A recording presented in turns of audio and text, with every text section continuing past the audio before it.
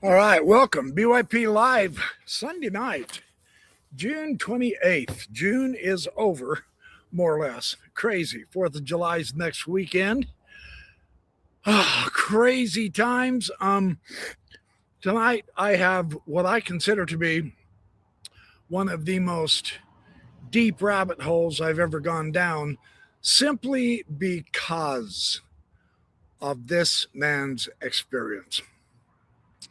Deep, profound, mysterious, shocking. It's got everything that you want in a rabbit hole, no question. Now, this is going to be a little bit longer tonight, too, because I can't just share it nonstop, but I do have interjections I want to make as well. But I'm going to let him tell his story. He talked to Chris Ramsey of Area 52. They're apparently really good friends. I'm extremely envious of that. I would love to be friends with Luigi myself. Who knows? Maybe that'll happen someday.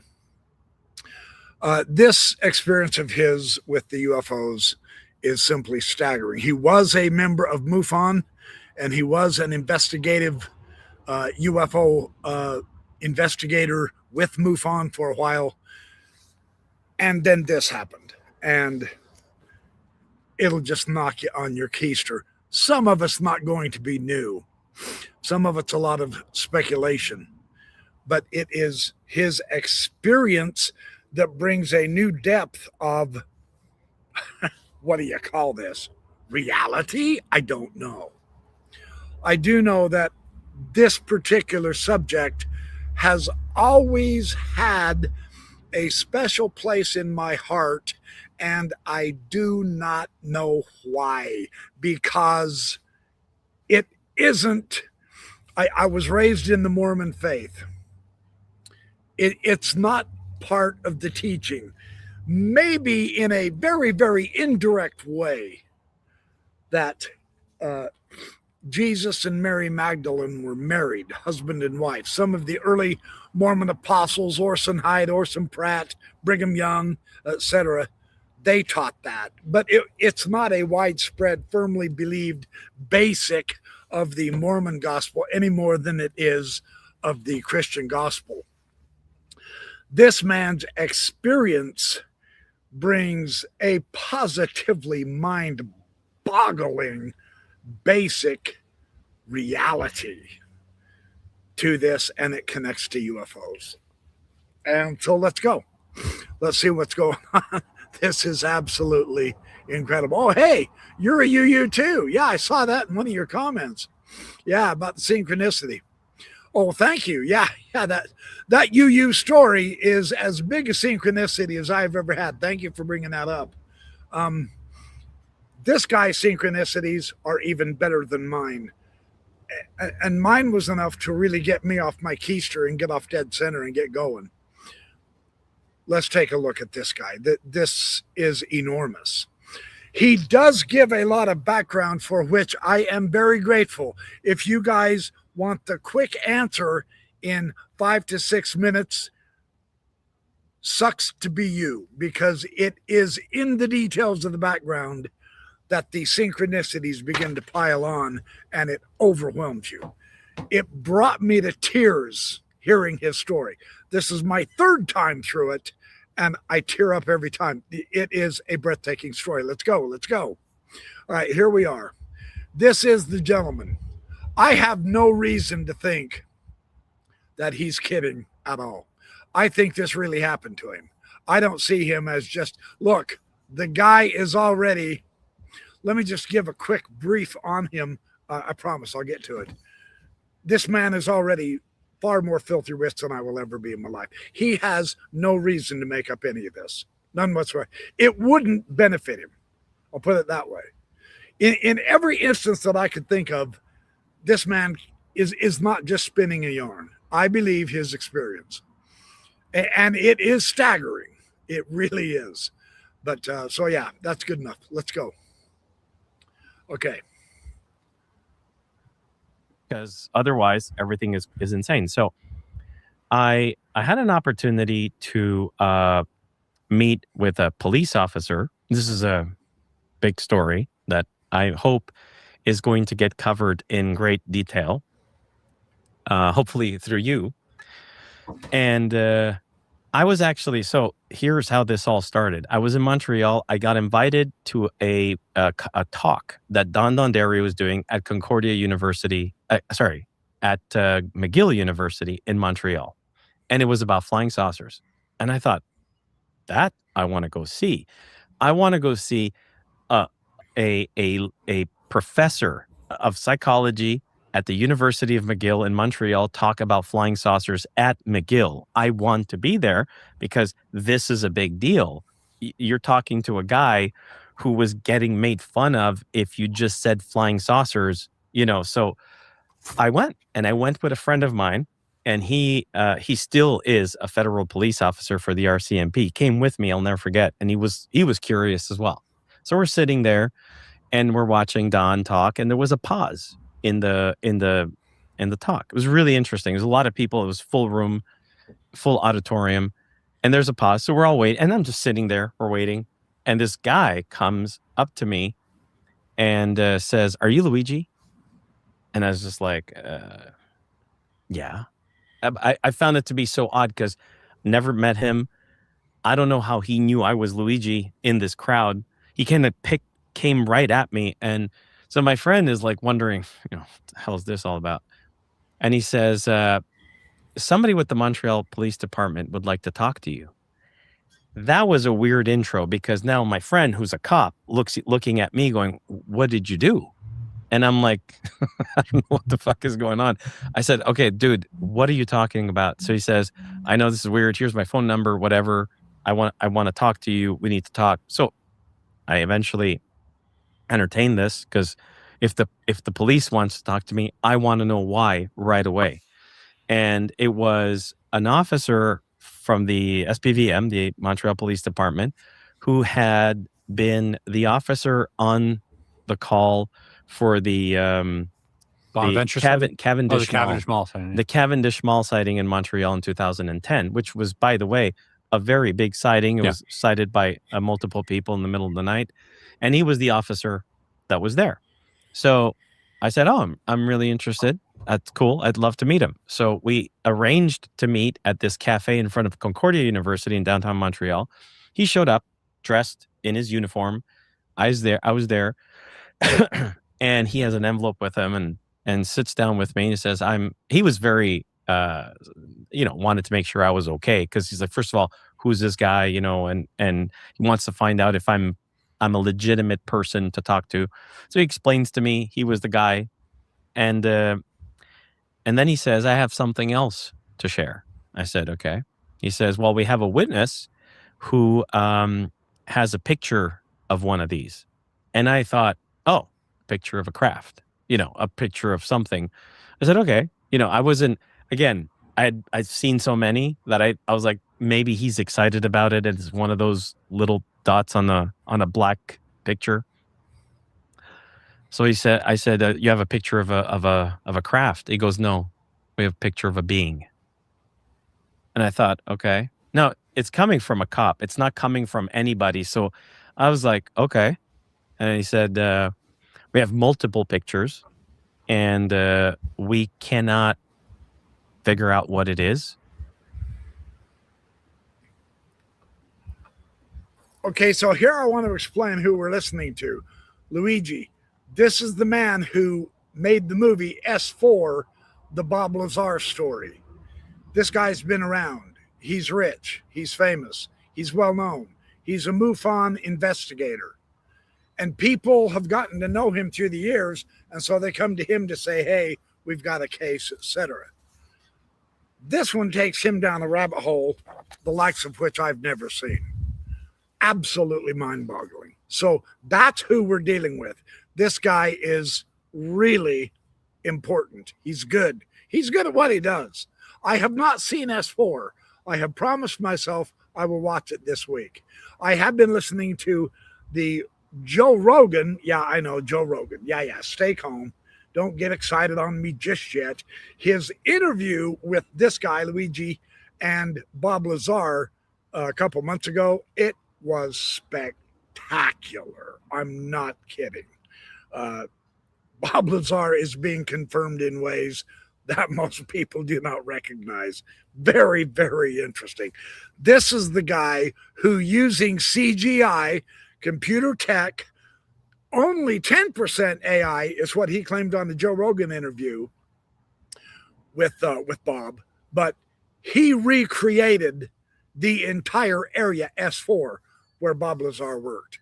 And he had the goggles to where Bob could put the goggles on and walk through the area, and it blew Lazar's mind. He actually confirmed things in S4, and then he would help him recreate it. He would say, oh, you know what? I do remember there was a door here, etc. And Bob talks about that on the Joe.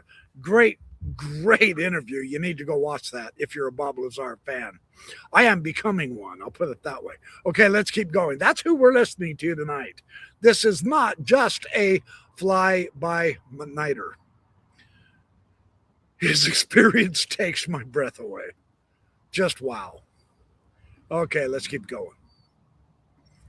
And it's been in a drawer at the police station for 3 years.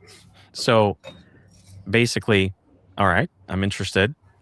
What's it about? He says, I don't have them here, but I can share them with you, but you have to sign something that you're not going to distribute them. You're not allowed to distribute these. And I said, what does it look like? And I'll never forget, he goes, it's not a dog. And I'm like, okay, because I mean, I don't know how I don't think he knew how to express what this thing was. Yeah. And I said, okay. He goes, well, it's not a human being, but it's also not a dog. And I thought, okay. And he goes, it's a strange way to describe it. Yeah, that's the way he presented it. So I'm like, okay. So he finally sends me so I had to sign something. He finally sends me the pictures. And he said, when you receive them, you'll need to call me because I'll need to explain them to you. So long story short, I got these pictures, a lot of them. Some of them show a Doberman King dog in the images. Yeah. That's not the dog. That's not the being. There is a Doberman dog in the event. But it's a woman in Montreal who was woken up in the middle of the night at around 1:15 and 1:30 a.m. in an apartment building on the 14th floor. And her dog, the Doberman King, made a sound. She woke up. There was her door frame to go into the hallway had been broken into a week prior because they had forgotten their keys in the apartment. So there was a tiny little gap where you can actually see from the interior of the apartment out in the hallway. So she goes out there, the dog is there, and it's paralyzed in her living room or in her hallway. And she thought the dog was having a stroke because it was completely immobile with its ears up as if it's on alert, but it's like paralyzed. So she snaps pictures of the dog, but the dog is looking at the door. So she's thinking maybe there's somebody outside in the hallway. It's an apartment building. So she peeks in that little opening and she sees a shadow moving. So she thought, oh shit, there's somebody there. And I guess to her, there shouldn't have been. So she grabs her cell phone and aligns her camera on the iPhone, but it's back in 2010, in January in 2010. So iPhones were not that good, by the way. So, for everybody who are going to eventually see this, that this is not today's cameras, but you see it clearly anyway. She snaps multiple pictures of what she said was a creature that was standing, that was about 3 foot tall and very, very skinny with a big head and big black eyes, and its arms were positioned like this, like a praying mantis or like a bird, I guess. And it freaked her out, obviously. So those pictures, when I got the explanation from the cop and I'm looking at them and I finally see it, it was the biggest oh my God moment that I had ever experienced in all the years that I have ever worked in this. I thought, if this is real, holy shit. That was a really interesting moment. And there's 5 consecutive images that are really solid. and that was freaking. That freaked me out. So now fast forward a little bit of time. I get.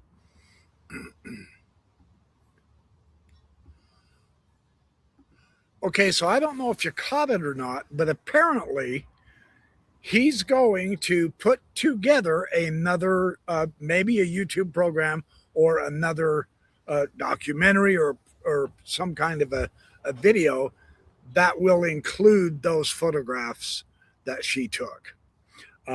Right now, he's just talking to Chris Ramsey and sharing his MUFON investigation experiences. And this one is absolutely one of the greatest I have ever heard about. Now, I'm not saying it's true. I'm not saying it's false. I'm simply sharing it with you because this, look, there's no way to explain this other than to say this experience has it all. Seriously, it is breathtaking. So let's keep going. I just wanted to let you know, you have to go, why didn't you show the pictures here? I'm not sure if he can just yet, but he is going to be able to. And I believe him. I do. I've checked into this guy. He's the real McCoy. He's not one of those, I'm not going to name names, but this guy is good. I like him. I don't think Chris Ramsey would have him on if he was a scoundrel. I'll put it that way. Chris has his head level. He does. He's one of the top tier YouTube artists of all time. And he doesn't fart around with stupid people that want to manipulate everything just for popularity or money. That's not Chris Ramsey, Area 52. And so I get it. Yes, there's an inherent trust here. Okay, I'm going to go with that at this point just to see how this develops and unfolds. And tonight is the sweepstakes. It's really phenomenal.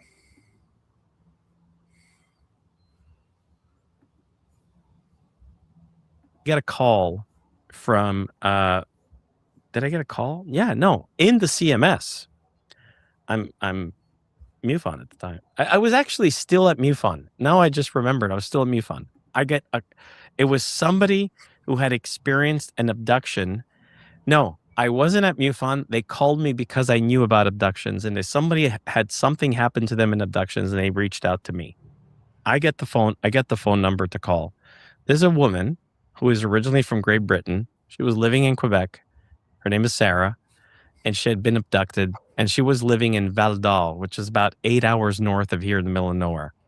And I thought, what a weird scenario. Woman from Great Britain here in Val d'Or. So I read the case, and I said, let me call. I didn't even want to make the call, but let me call. And this was right around the same time I had received these pictures. I call, her boyfriend answers the phone. I start talking with him, and he says, she's very reluctant in talking about it. She's scared, whatever. And he said on the call, there's one thing, though, that she doesn't want to talk about, is because apparently one of these beings, the way its arms was positioned, looked like a praying mantis. And I remember thinking, oh, that's interesting. I just said that in my head. I didn't say, oh, yeah, that's, I just said, oh, that's interesting. And I said, okay, what else can she say about it? She said, he said, it was very skinny, big head, black eyes, and the arms were like this. And he said, let me email you her drawing. And so he emailed me her drawing while we're on the call, and I get the drawing, and the drawing was almost the same thing as what I saw in a picture. And I've seen the drawing and the picture. It's a what the fuck is going on? Yeah, you go, oh, okay, that's the same. It's the same thing. So that was so at that moment, he said, you're probably not going to believe this. She's saying you're not going to believe. And I said, actually, I find this very interesting, and I'm interested in more. She immediately grabbed the phone and said, who is this man on the phone who believes me? I said, hi. She says, I'm Sarah. I'm the one who's, been going through all this stuff. And Why did you say that? I said, well, because I don't think that it's that crazy. I said, it's possible.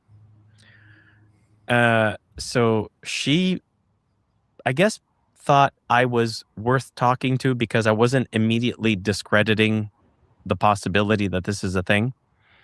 Long story short, I got to meet her. Okay, now here's a micro lesson for all of us.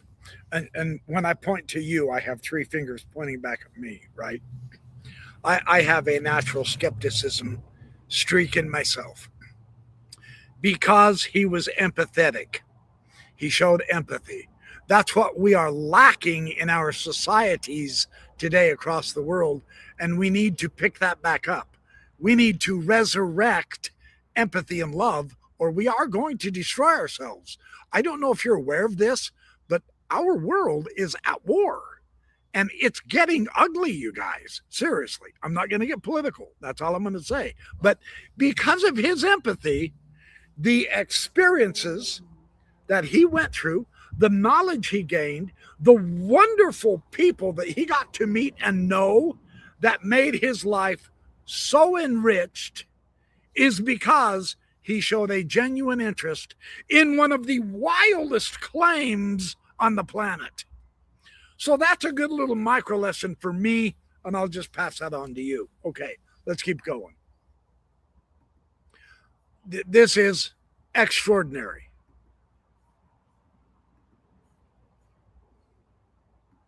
I got to meet her about a month later. We communicated, and I said, look, I'm oftentimes in the Laurentians north of Montreal because I'm investigating another case. And because she was in Val d'Or, I was trying to see if we could meet. I'm not going to say halfway. They still had a long road, but I wanted to try to get them to come a little less all the way. I didn't want them to come all the way to Montreal. It's a long drive. So she came with her boyfriend. It was in September. I don't remember exactly the date, but it was, I believe it was early September and August. I was there with a bunch of friends. At that, I'm really abbreviating the story, but on that day, I was with Benoit Meilleur, who was a case I was investigating in northern Quebec of black triangular crafts. He had take a picture and was on the front page of the newspaper. It was at his house. There was the cop who had introduced me to these pictures.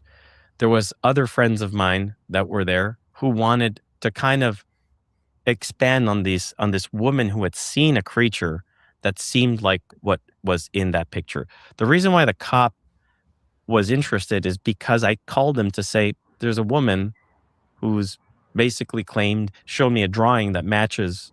So he said, oh, I'm just curious to see if this is all hearsay. He actually came to see if it could just all be debunked really quickly. Don Donderi also came. Now, this woman, this is where it gets really crazy. This is where the story goes, oh my God, the fuck are you talking about? So everybody's got to get ready. Disclaimer. Okay. This happened. So she's explaining her story at the table. We're all there. And she says a lot of things. I don't think I'm going to say all of it because there's some stuff that is really crazy. Some stuff. I mean, I'm open to crazy. You did the disclaimer hands. Yeah. The disclaimer's out. It's out. You gave us the disclaimer, the Luigi disclaimer hands. It's disclaimer. So people, I'm just relaying. Because this might be the crazy details, I think, are what some people out there will go, whoa, and they're going to make connections that we've never made before. That's where I think could be. So again, the disclaimer's out.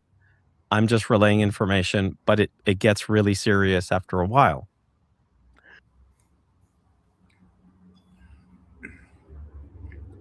Okay, now I don't care who you are. This is why I like Chris Ramsey. He is the cream of the crop. I respect him. I admire him. I really am jealous of him with his setup. He obviously has a lot more money than I do to be able to do this full time like that. It's cooler than I'll get out. But notice how he says, hey, no, wait a minute. We're here for the details. You guys, there's no way to express this any stronger. The details of this man's story is going to blow your flippin' minds tonight. I know I'm going to keep saying that because it gets deep, but the exquisite synchronicities and tie together is the most coolest thing I've ever heard so far. In this particular subject, when you bring religion into UFOs, and I know that can be really controversial. I know from personal experience. I've tried it. The results have been mixed somewhat, but this is this man's experience. Me, I do it through the research, right? I've got the books. I've got book after book after book, Gnostic materials, books on Mary Magdalene, the Gospels of Mary Magdalene, scholarly analysis of the Gospels of Mary Magdalene, who she was, what she did, what she meant in early Christianity. All of that was suppressed. I can do it on the scholarly end of things, and I will. And I actually have. Not in any kind of depth, but this man experiences it. This is a whole nother level than what I can deliver to you. That's why I want to share this with you, because it ties in with some of my research and studies. And for whatever reason, I don't know yet, but the divine feminine really rings in my heart. I don't know why. I really don't. The divine feminine, the woman that Chris Bledsoe saw in his UFO, the woman that, what's his nose? Oh, come on. I'm having a brain fart. Richard Dolan, his wife, Tracy, she also has seen the lady in white. There's something going on. There's something going on behind the scenes. And this man experiences it in a most startling way. That's what got me so excited. All right, yeah. Shut up and share his stuff with us. I will. It's fantastic. It really starts. And notice how he is, one more time. Sorry, I'm trying to emphasize some details because he is nervous about sharing this. You notice that? He really is putting out disclaimers. Wait till you see some of his disclaimers here in another half an hour or so. And the reason why he puts the disclaimers out. I don't think he's trying to BS anybody. I truly don't. He might be, and I might have egg on my face later on. That's okay. I'll be fine with that. I do know that Mary Magdalene, in some aspects of Christianity, is vastly more important than Christianity has ever made out to be. Now, they got Mary, the mother of Jesus, correct, more or less. But Mary Magdalene, she's had a bad go from the patriarchal Orthodox authority schmucks through history. And we might be seeing her redemption here. I'll put it that way. Pretty interesting. Okay, let's keep going. Let's keep going. This begins to get very, very rich and very, very deep. Listen to this. She shows us all these drawings she's made, and she says, I've been abducted since I was a little girl. I lived in England all my life. She said they would come in my room all the time when I was a little girl. They were tall. She called them tall white people. They were all dressed in white, very, very tall. She says they were almost tall to the ceiling of the room, and they were human looking, but extremely tall. And they were always in the room. They were always there when she was a little girl. So she thought that was normal because that would happen to her all the time. She thought everybody has these tall people in their house. It's like a normal thing. Obviously, if that's all you're seeing, maybe it's normal. But at night, she would have these little beings, these guys, like these little grays, she drew them, that would come and hurt her in her tummy, she said. To the point where she asked her mother, as a little girl, if her mother could sew buttons on the bottom of her shirt and make holes on the top of her pants so that she could button the sweater to her pants so that these beings couldn't access her tummy. That's the little girl's thinking of how to protect herself from them touching her there.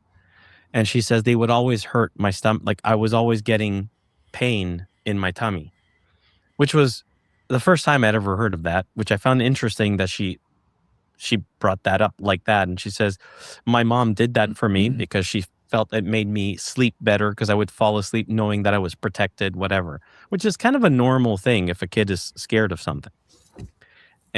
But they would always be there. And she said they came back many, many times. I don't know why. There was never an explanation. They would just appear in her room. She wouldn't remember what was going on, but she would remember being in pain in her stomach. And this went on for years. Eventually, she moved away from Great Britain. She didn't move away. She was traveling a lot. She went to Cambodia. She went to Germany. She went to Israel. She traveled quite a bit. And so again, disclaimer, you should have like an Area 52 red light appear on this moment. So she went to Israel and walked all the way near the Palestinian border. This is going back like 2000 and I don't know, 2010, 2011, and said that she wanted to cross over into Palestine. It was closed. There was all these soldiers there and all that stuff. And she said there was a man who showed up. And this man said to her, she said he was kind of a younger guy who walked up to her. It's as if no one saw him. And said to her, her beauty is like a palm tree in the desert on a starry night, something like that. But it was like more poetic than that. And he finished it by saying, Sarah Tamar, daughter of mine. And she found that to be very, very bizarre. She turned around to see if anybody was watching this, and he was gone. And found that to be really weird. Because Sarah Tamar, daughter of mine. She said he said it like I was his daughter. And that was her name? No, Tamar is not her name. Like Sarah, yes, is her name, but Tamar, she didn't know what the hell that was. So I found that to be very interesting because she found it to be very interesting. So she's explaining all this to us, and we're all listening to this story. She's explaining that she had been abducted or had seen these beings, not abducted, but had seen these beings all her life. And then this happened to her when she was a little older. She then proceeds to say to all of us, I will now start telling you things that will for sure make you think that I am not worthy of your belief or worthy of your trust.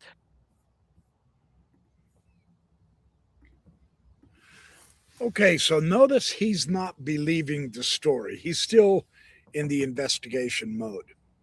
In fact, I don't know if he ever does get around to believing everything that was told him. But he is an investigator, and so he is trying to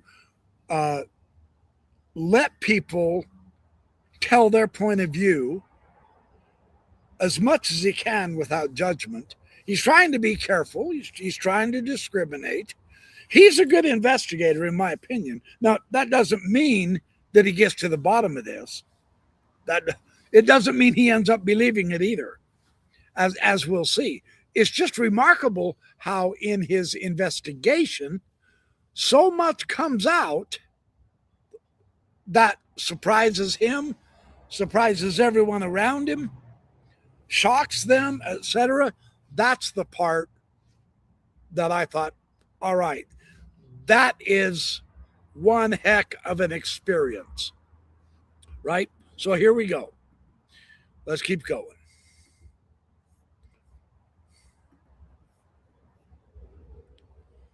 You will no longer believe me. And she said, there is some link to religion and these beings. Something to do with Jesus and these beings. Clear. Okay, something just popped in my mind and I'll share it with you. I know people get really upset with me, some people, when I bring in politics with the UFOs, and you can't separate the two. Because who's keeping the UFOs from us? The goddamn politicians. You cannot escape that. You can't escape government influence and interference and deception with UFOs any more than we can escape the religious. I get it. We want to compartmentalize stuff. I'm as much into that as I can as well, but there is overlap and you're never going to get out of that. So if that's what makes you stop looking into this, then you lose. You have to put up with the religious element just as sure as you have to put up with the politics element. Tonight, we're getting into the religious element. I didn't make it this way. This guy didn't make it this way. It's how it unfolds based on who he's with and their experiences that they share. I'm just letting you know. Okay? So, that's how it works. Let's keep going because we're sliding down the rabbit hole here really deep. I'm going to back this up just a couple of seconds because I interrupted his trend of thought. Sorry. Older. She then proceeds to say to all of us, I will now start telling you things that will for sure make you think that I am not worthy of your belief or worthy of your trust. You will no longer believe me. And she said, there is some link to religion and these beings, something to do with Jesus and these beings. Clearly, I had heard that in the past. It wasn't new to me. To everybody else, it was very new and a very awkward moment because I could sense the room froze up and it kind of went from interested to give me a fucking break. Yeah. Okay. Yeah. Like we understand what type of person you are now. Like. Exactly. And I understood. I thought I understood where this was headed, and I was kind of disappointed myself. And I'm being very transparent here. As soon as people tell me stuff like that, whether it's possible or not, I tend to not go in that direction because I'm like, it's just, it's too ideological. It's too weird. Yeah, dogmatic. It's dogmatic. I don't want to touch it. So she had warned us and then said that. And I thought, okay. And she looked at us and I'll never forget it. She said, it's okay. I will make you believe it. No, sorry. She said, no, you will believe me if I do one thing. And we said, okay, what? She says, tonight at 11:11, I know this is very, like it's cheesy to say that for some people. It's like, oh my God, 11:11. She said that. She said, tonight at 11:11, a craft will fly over this house. Now, when she said that, I knew it was over. I was like, that's it. She's insane. Everybody's obviously whatever. So that kind of changed the whole vibe that day because everybody just kind of went like, whatever. Okay. And I'll admit, me too. I was just like, oof, this is going to be awkward tonight. Cause we were approaching, I think it was like 7 p.m. when she said it. And we were about to all eat. I remember Benoit was going to make a barbecue and then we were going to just hang out and, you have this elephant in the room. and now you have this, you have this moment where it's like, oh God, like now we have to keep talking. Yeah, Luigi invited us here because he Yeah, thought so. it's like, And now we got is this like gonna religious be, person. Like so it was getting weird and really weird. sure. And I for anybody listening, believe me, I was as weirded out as everybody, and I was like, this is not going to go in the right direction. Regardless, that night we finished eating. We're outside in Saint Adolphe. It's beautiful. It's actually not too far from it's in the Laurentians where the mountains are. It's a beautiful area. So we're outside. The sky is beautiful. It's clear, starry night, and we're all talking. And there was this girl, Jenny, there. Jenny's a friend of ours. Jenny is also a dancer for Cirque du Soleil. She's an incredible artist, and she just came along to spend the day. And so she was just neither a believer or disbeliever. She was just like, I can't wait for 11/11. So she was the one who was keeping that going. Sarah wasn't even paying attention to it. I certainly was.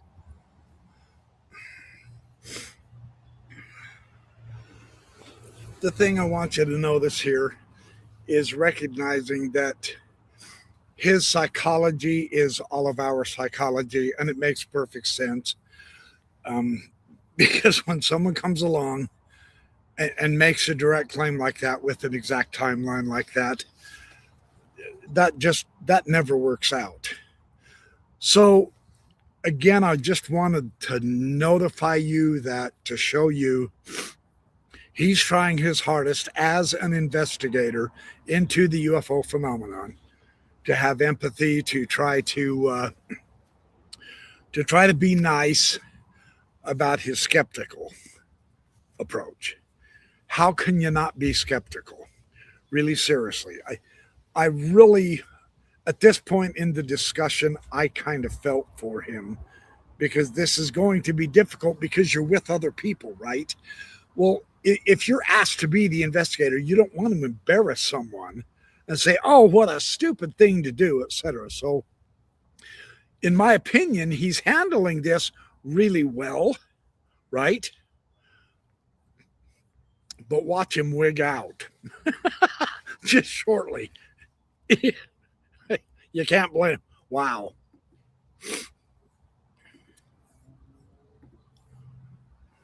Because I'm like, I gotta kind of Pop the bubble. That exactly.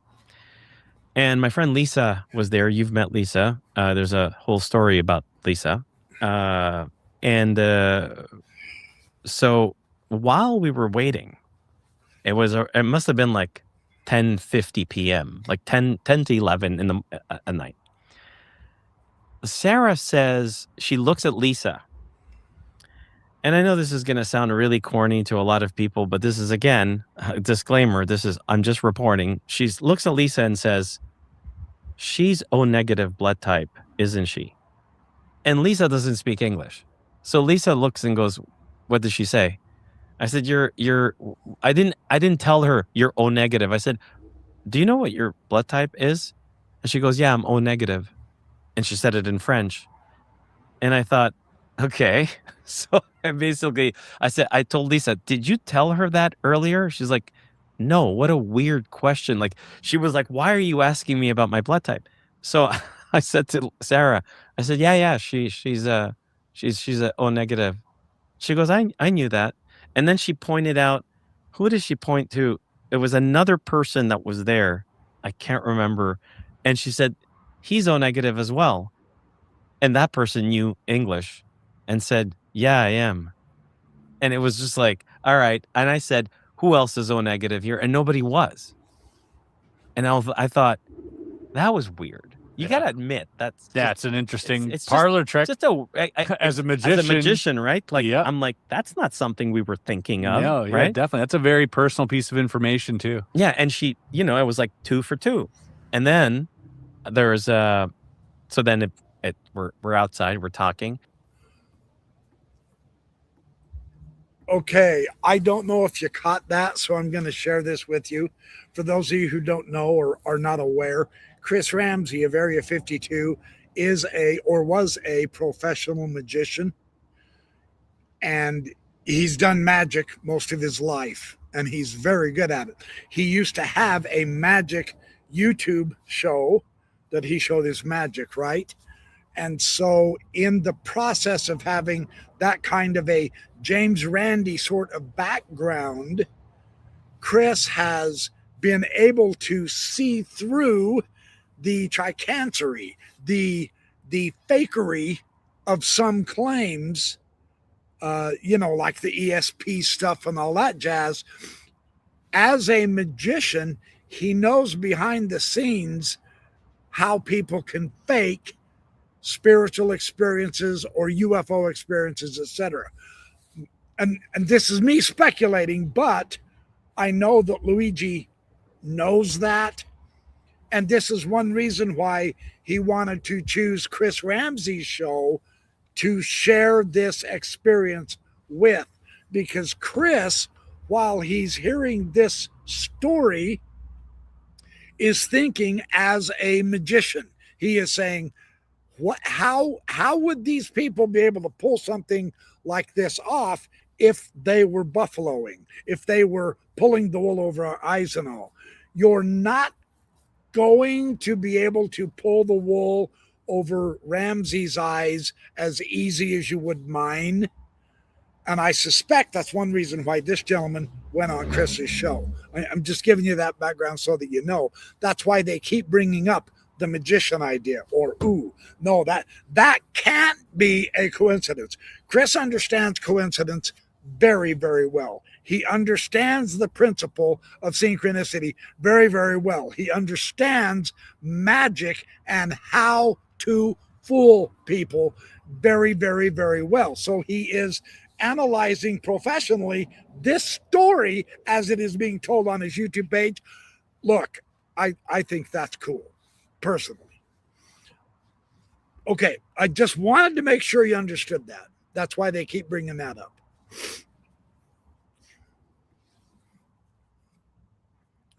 And Jenny screams, "Guys, it's 11:10." So obviously, I got a little nervous because I'm like, this is going to be so fucking awkward. And Sarah was there. Her boyfriend was there. It was getting cool. The air was getting colder. So she came close to me and linked my arm and got really close to me. And it was actually awkward because her boyfriend is there. And there's no, why did she just do that? Right. But he didn't mind. But it was just like not socially normal, because she came she was really cuddling with me.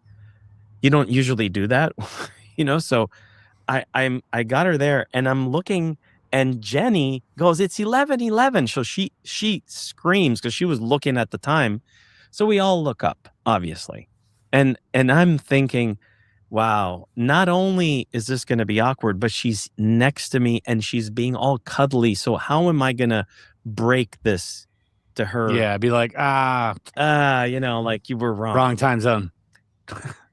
And may God strike me dead. May the aliens strike me dead. May the universe strike me dead. I am telling you the truth here. And we were 9 people that night. We were all looking up, and a craft appeared out of nowhere. I swear to you, it did. It was a black craft that was like perfectly in our line of sight. It came into existence. It didn't come from the horizon. It appeared out of nowhere and flew right over the house. I swear to you. And I remember, I've done this for many years. I was completely like, no words. What kind of craft was this? It was black. It was some of us said it looked like a triangle. I didn't see as a perfect triangle, but it wasn't round. It did not have it wasn't what do you call that? Not a long cylinder. Wasn't a cigar shape. It wasn't a disc shape. It looked like a in between a black triangular craft and something that had, I would almost call it like energetic features on its sides. So I couldn't tell if it was its body or if it had something on its sides, but it had like a point to it. And it just went, and it had some orange light on it, and it went right over us. And I'll never forget, Jenny, who was all excited, but also in shock, went like, "Oh my God." Like she was just like, that just happened. The cop who was there, literally in French Canadian, so for the French people that are listening, went, tabarnak, man. Like he freaked out. He goes, what the fuck was that? Like it happened. And Sarah, she's right next to me and just looks at me super calm and says, aren't they funny? They got a sense of humor. And so now, to me, is like, am I losing my mind? Or did this just happen? And if this just happened, what is she talking about that they have a sense of humor? What the hell is going on? So that was a big deal for me.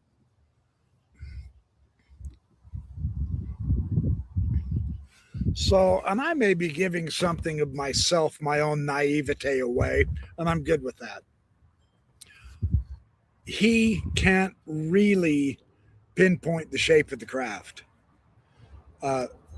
He was in such shock. He saw the craft that I honestly think that's obvious.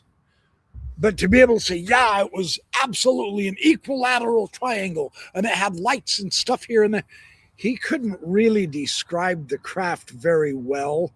In my opinion, that gives it a little bit more realistic aspect. Because when you see something in shock, you do a double take. Because, whoa, what was that? And you still might not be able to describe it very well. He struggles with his description. This is not a polished piece of information that he's memorized to be able to tell in a story. At least it doesn't appear that way to me. To be able to tell a story to convince everyone I've seen a UFO. I don't get that impression from this at all. And like I say, I might be wrong, but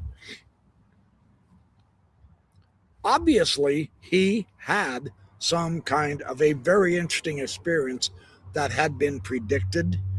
And that basically somewhat changes his attitude. And now more begins to follow.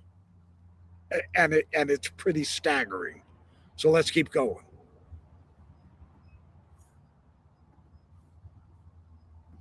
Because I experienced it.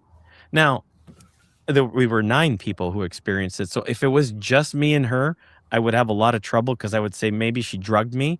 But we were 9 people. And to this day, if you rounded up all of us here on the skiff, and all of us they would all tell you the exact same story. So we were 9 people. I mean, we fucking saw it, right?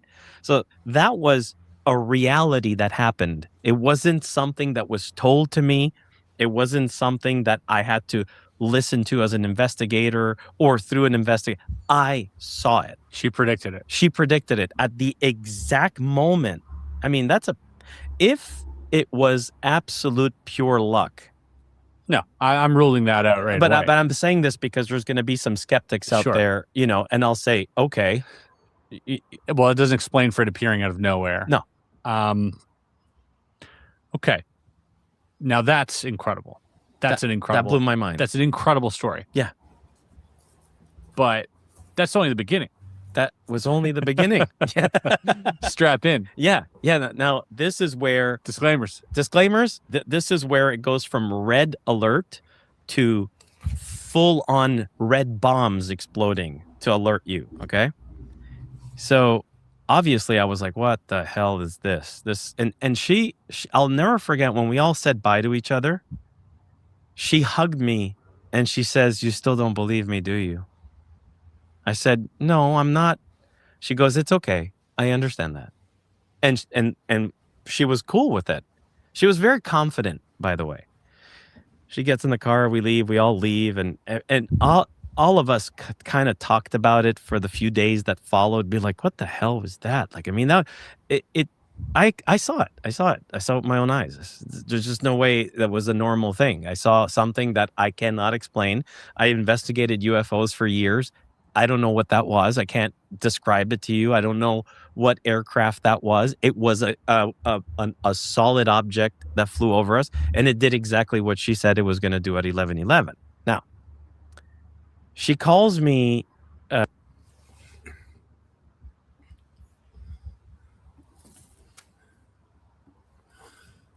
So part of me is disappointed. And again, this is just me. They had in advance time enough to prepare to somehow try to get a video of that, and they didn't, and or pictures. Unless they did, and he's going to do a future show or whatever.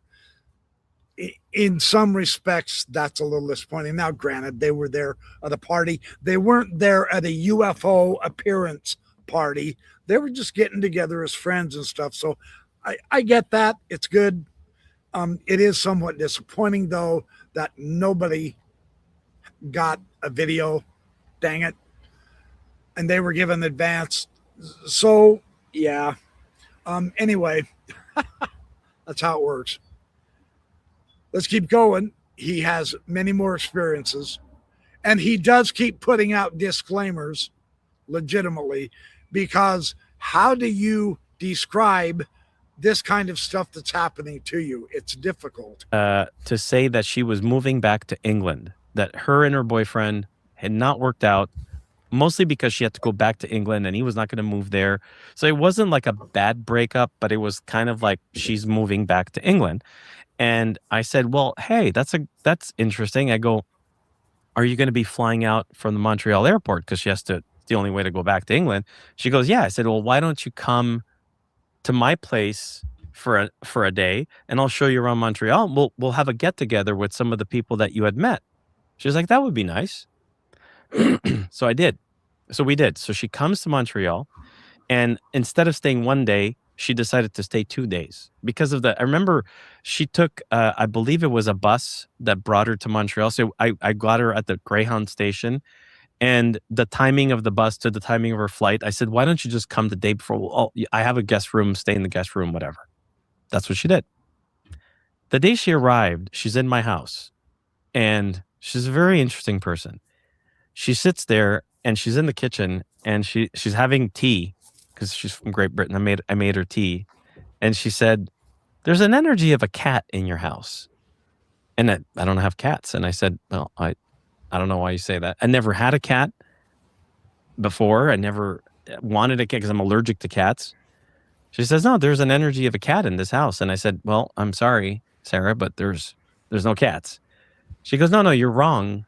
You're really wrong. And I said, no, I'm really not wrong. It was, by the way, it was October. So it was like about a month after. So she's insisting there's a cat energy in my house. And I again, thinking to myself, she's really pushing all my buttons, because it's like, one, she's saying things. Okay, I saw this thing. So it was a struggle between me being completely grounded, going, what the fuck is she talking about? And I saw this thing when she said it. So it's a struggle that was happening inside of me. And I was being very nice to her. And I said, all right, whatever. Sure. What? And she looked at me. She goes, you still don't believe me, do you? She goes, you'll see. And she's, again, very confident. And she says, where did that picture get taken? You know, of the creature. And I told her, I said, well, it's this building. Can you bring me there? Sure. Let's go. So we went there. She wanted to go there. We go to the building.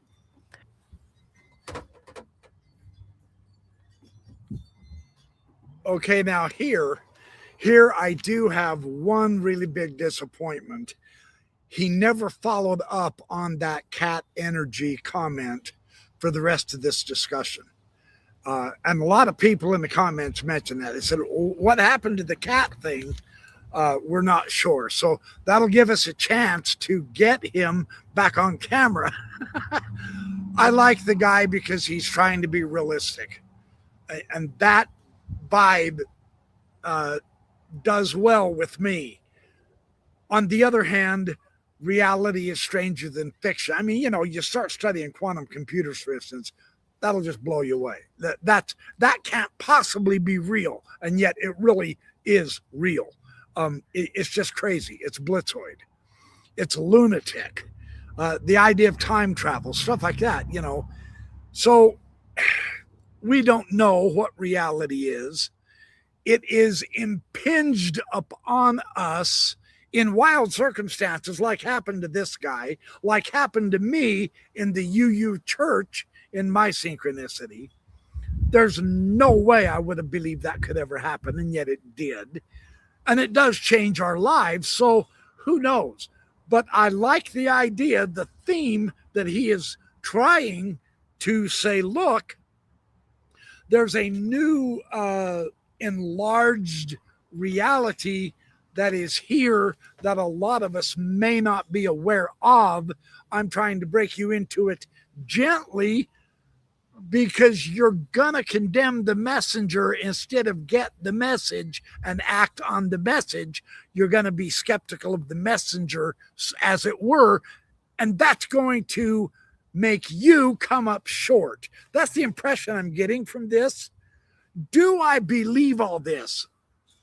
I don't know.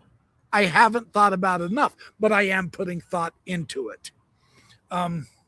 It's wild. It's weird. I'm not going to lie to you. In one part of me says, man, I'm glad that didn't happen to me.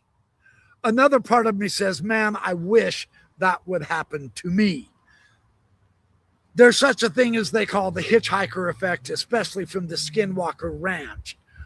I don't know if I'm all that excited to try to go have an experience at the Skinwalker Ranch and have that thing follow me home and haunt me for 3 or 4 years in my house. I'm comfortable being just kind of, neutral and pleasant and peaceful and sitting out here in my yard and doing my gardening, etc. I don't know if I want all that stupid stuff happening to me just so that I can see a bigger reality. The reality I'm in is really quite nice, thank you. Part of me does say that. I'd be lying if I didn't tell you that. But this guy's experience and his understanding that he gains is really neat. And we get to partake of that new knowledge in a unique way. Yeah, it's secondary, but there is some scholarship behind it that I think is exquisite. So let's keep going. I like this guy very much. I like the fact that Chris put him on. I truly do. Now, it's just an apartment building, so there's nothing going on. There's no it's not like there's an alien portal in there. It's like it's just an apartment building. There's nothing going on. It's boring. You're not going to see anything. So we went all the way upstairs. We got in. We got to the 14th floor. We go to that apartment door, and she's just standing there, and she's like, "Yeah." She goes, "This is where it happened." I said, "Yeah." And that's it. Okay, get back in the car. And as we're driving, I go in front of the St. Joseph's Oratory in Montreal, which is a gigantic church. And it just happened to go there. And she looked at it and she goes, "Oh, that's beautiful." I said, and I thought in my head, "Oh, that's a cool place to show her because we're right here," just because she's never been in Montreal and it's a beautiful view up there. I said, "Well, actually, you know what? Let me show you something." Because you could drive up there and then you get to see the whole city. It's a beautiful view. So I said, "Let's go look at the view." So I bring her up there and she goes, "Let's go inside really fast." And now anybody who's ever been there, it's a ginormous church. The church is gigantic. And as we walked in, she grabbed me again under my arm, and there was never any oh, she wants to date me or anything. It was never like that. She was just like that. And she holds on and she looks and she goes, "That's how big it is inside the ships. That's how big they are." And I remember thinking, okay, that's interesting, but I didn't make much of it.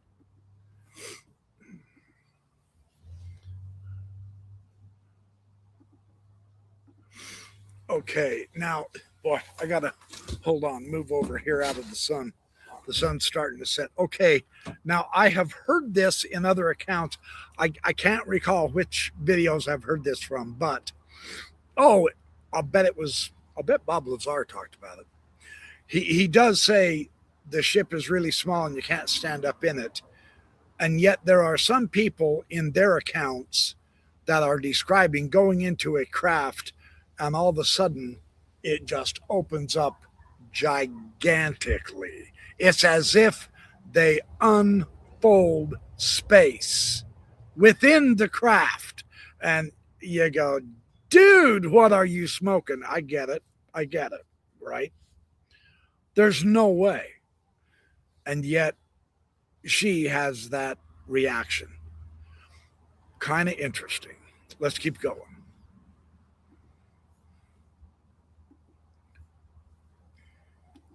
We get to in front of the altar. Now at the altar, there's a big cross with Jesus crucified. It's made out of wood, and there's the Holy Mary, there's Virgin Mary, and there's Mary Magdalene. They're both praying, looking up. Okay. I'm not a practicing Catholic, nor am I a practicing Christian. I just went in there because it's a beautiful building. And so this is where Area 52 has to put a massive disclaimer. This is the biggest disclaimer in the history of disclaimers. Okay.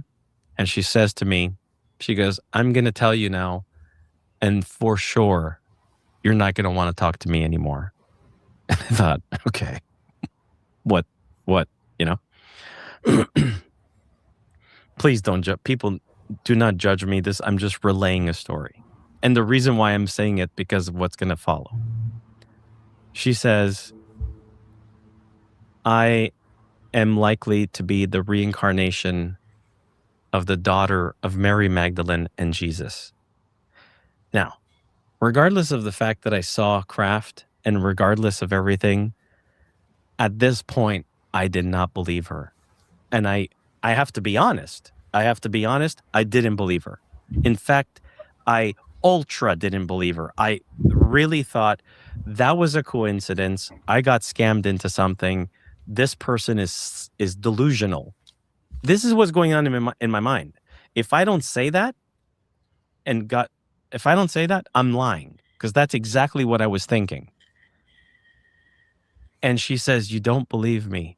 And I said, well, I don't know if I believe you. She says, well, I want to explain something to you, but I'm going to explain it to you in the car. Now, that night, I was organizing a dinner at my house. So I had Don Donderi, his wife that passed away, but she was going to come as well. All the people that were up there with us who had seen this, and some other friends that were all going to come for dinner at my house. She gets in the car and she says to me, I was taken up in a ship one time, and they introduced me to a little girl. I was in a room, and there was a woman that looked like a human, but not 100%. Was a normal human-looking woman, but thinning hair, didn't look 100% human, who was holding a baby, and there was a gray with her. And the human hands over the babe, this little girl, to her. It's just going like this. And Sarah's going, I don't know why you're giving me this baby. She says, because this is your baby. You have to name her. And Sarah says, no, this is not my baby. I don't want to name her. I don't want anything to do with her. She's telling me this.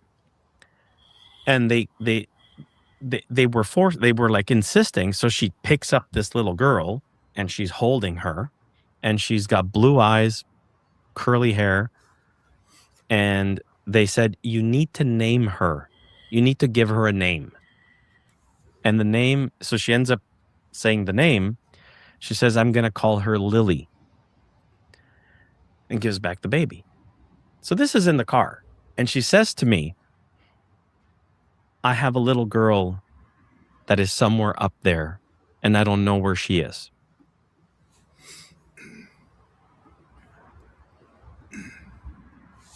Now, in the 1990s and early 2000s, there was a lot of research about UFO abductions. And there was a lot of discussion. Boy, that sun is really moving.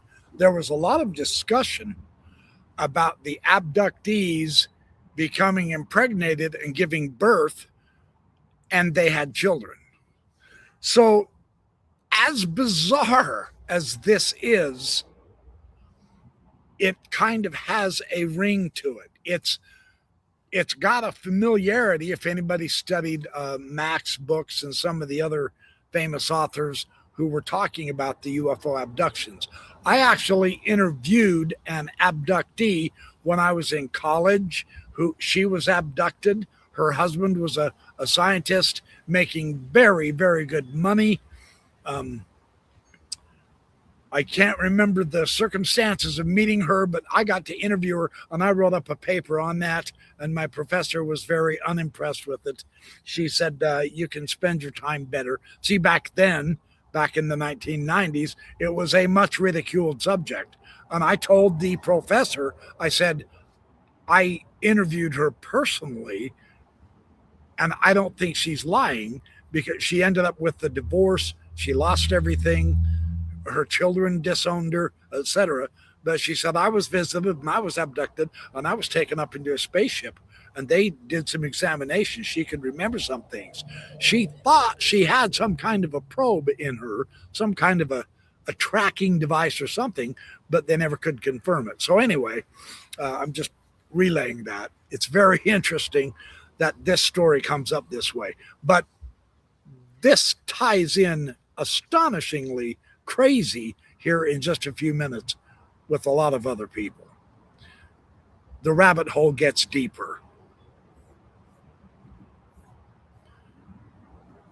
Now, as a person who investigated abductions or encounters before, this is not the first time that I hear that somebody's had a baby, that they've kept the baby. This is a very common thing for anybody who is familiar with this. That's not that uncommon. Although it sounds pretty crazy, it's not uncommon. So I found that interesting, but I'm also thinking maybe she knows about that. Maybe she's read about that. Maybe she's using that as a cover or another story on top of, because she just told me that she's the daughter of Mary Magdalene and Jesus. That kind of ruined everything else that she could tell me. Yeah. So we're driving, and I remember the time, and I had to cook dinner. So I said, look, when I get home, I'm going to just ask you, make yourself at home. I'll give you a glass of wine if you want, but I got to prepare dinner. There's a lot of people coming over. No problem. As I got home, Lisa was there, and Lisa is French Canadian. There's a video of me with her that came out a long time ago. And I certainly do believe that Lisa has some type of link to something very strange. Her mother just recently passed, by the way. I found out that her mom passed away just recently, which was terrible. And so she's going through that. And because her mother had been abducted and all that stuff. So Lisa's there. She's at the front door. She was early. So I was like, oh, good. But in my head, I'm thinking, you can't even hang out with each other because she speaks French and she speaks English. And neither, they're not going to be able to communicate well. So I'm in the kitchen starting to cook. And they're in the living room. And I kid you not, I don't know what was going on, but I was preparing food and I could hear Lisa speaking French and Sarah answering in English coherently to what Lisa had said, and vice versa, as if they were speaking the same language. And I was like, I remember going, what is it? What is going on? Because I know Lisa doesn't understand English. I've tried to speak in English to her. So I was like, how is that happening? So I turned around and I said, are you guys talking to each other? And Sarah goes, don't worry about it. Don't worry about it. Just keep cooking. So I was like, it was just weird. Everybody's going to think I'm insane, but I'm just relaying what I experienced here. Everybody starts showing up. We have an amazing night. Everybody's there. I'll never forget Verna, Don Donderi's wife, who's also gone, she passed away, brought me a big bouquet of lilies, not knowing, right? So I put these lilies in a flower pot vase. We have dinner. The police officer was there, and I forgot to mention that for about 2 weeks prior to this evening, between the time we had seen that craft appear and this dinner, he kept calling me, telling me that I absolutely had to go meet with a woman in the South Shore of Montreal because there's a little girl there that's her daughter that is not from here. And I'm like, I didn't have time for it. Okay? this is exactly what was happening to me. I was doing a lot of things. I was working. I didn't have time for it. And I kept telling him, I know, but I can't. I don't have time. And he kept insisting, trust me, you have to meet her. Why? I don't know.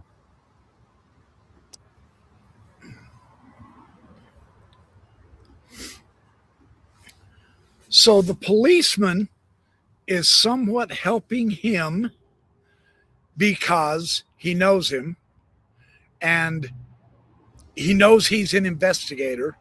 He knows he's involved with this particular case, and now he's trying to get him onto another case that is equally as wild. But what he finds out is going to blow your minds. This is one of the greatest mystery investigations, UFO / alien ideas that I've ever heard. If this is just a story, it's a hell of a story, right? Now, this guy seems pretty determined to convince us that he really experienced this and all. And so, kind of like when you watch Star Wars or an alien movie or whatever, you kind of suspend your disbelief and just enjoy the movie. You just enjoy the story. That's what I'm doing here, right? Chris Ramsey is enjoying the story, but I know some background of Chris Ramsey that, with that background understood, I suspect there's more than just a story here, but that's as far as I can take it for myself personally, right? But what a story. What a story.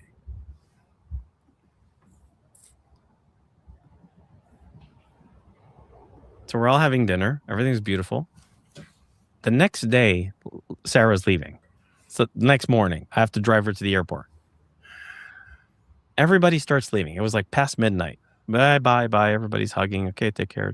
Now it's just Sarah, me, Lisa, and my cousin, who's there still. It's like almost 1 a.m. We're talking, and my phone rings, and I'm like, "Ooh, it's late." I go, maybe somebody forgot something. I go, and it's him, the cop, calls me. Hey, comment ça va? How are you? I'm good. He says, look, I wanted to do that all night, but I couldn't do it. I have to ask you to do me a favor. And can you ask Sarah something? I said, sure. Can you ask her if the name Lily means anything to her? Now, Sarah had not mentioned this to anybody. She had only said it to me in the car. And I remember going, I didn't say that right away to him. So I said, hold on. So I call her. She comes, and I said, Sarah, now I knew the answer, but I had to pretend that I didn't know. So I put him on speaker, and I said, Sarah, he's asking if the name Lily means anything to you. And she looks at me. She goes, yes, of course. I told you today. I said, I know, but tell him. She says, what do you want me to tell him? Yes. She says, yes, that's my daughter in space. And he goes, Luigi, take me off speaker. So I get him off speaker, and I'm talking to him. And she goes, do you still need me? And I looked at her and I said, so that story holds, right? And she got not mad, but she goes, hold on. She goes to the guest room. She had brought her binder with all her drawings, and she pulled out the drawing she made of Lily, which I could share so you could show.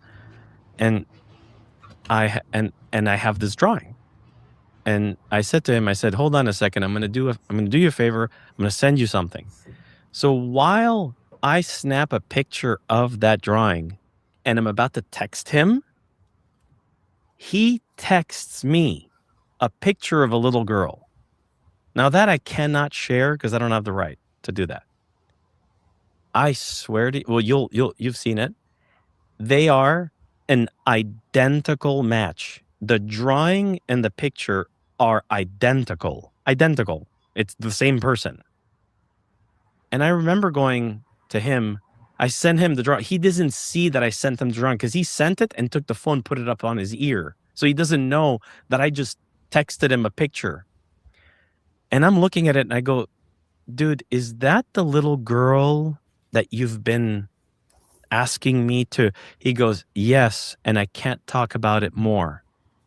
And I said, but what's her name? He says, her name is Lily.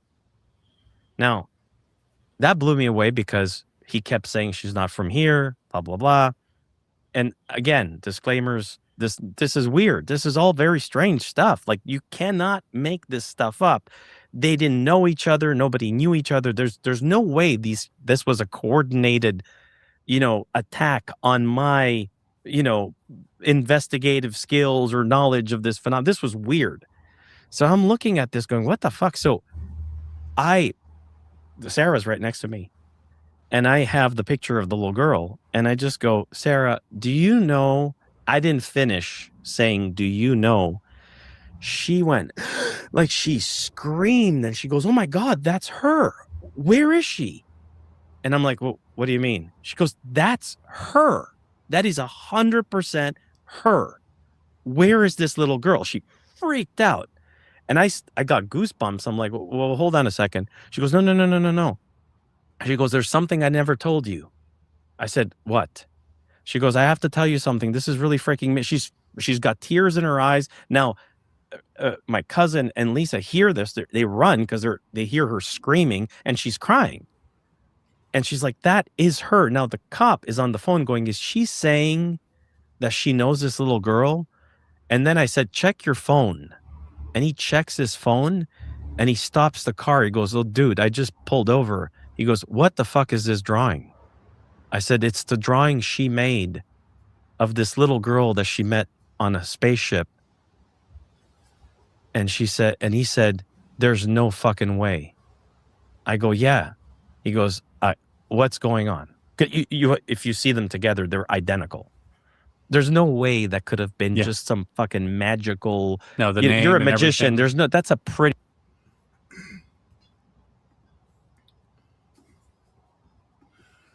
That is intense. What makes this so interesting to me is there's more than one person involved.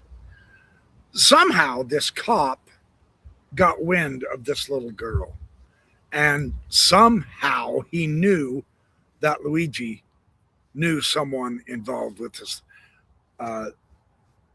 That's deep. That is really shocking. In my opinion, that story is electrifying, but it gets deeper.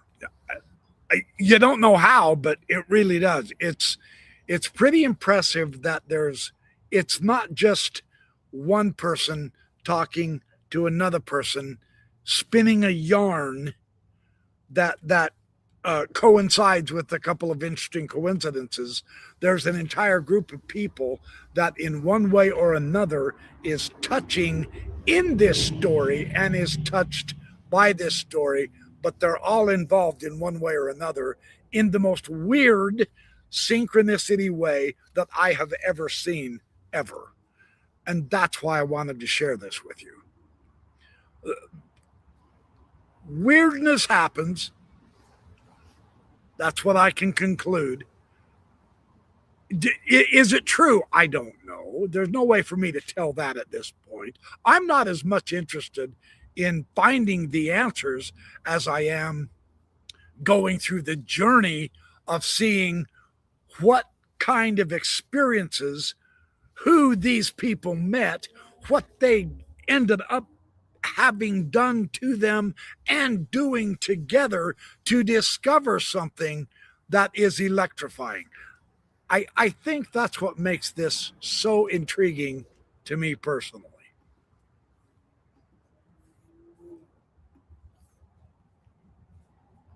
Pretty big magic trick, if that's a magic trick. I mean, it's well beyond a conventional coincidence. Yeah. So now it goes into territory where you got to start to, maybe think, oh, maybe there is something here. That was hard for me to like completely ignore, because I'm looking at images now that are like matching. And once again, you're confronted with this really bizarre reality Yeah. that she had presented about her lineage, her lineage, alleged lineage. And that is about to get confirmed. And so let's hear it. So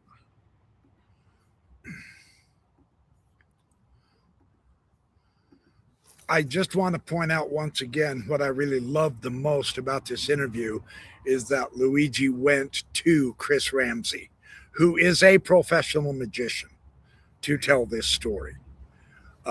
In my opinion, that is a very good move, because rather than having a full-on believer, he has a professional magician hearing this story and airing it.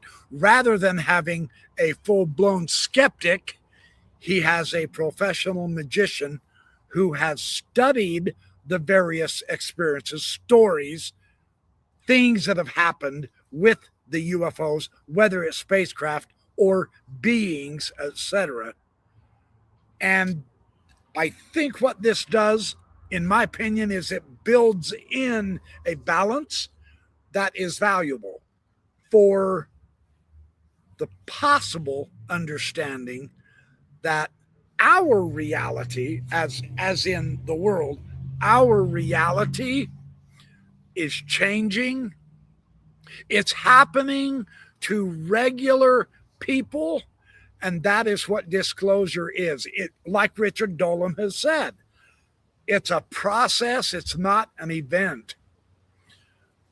The process, even since ever since I came onto this just a couple of years ago on YouTube, at least, the process itself has been changing in ways I didn't expect to see. But it is occurring, not to everyone yet. Maybe it never will. I don't know. If there is a certain, see, this is the part that bugs me.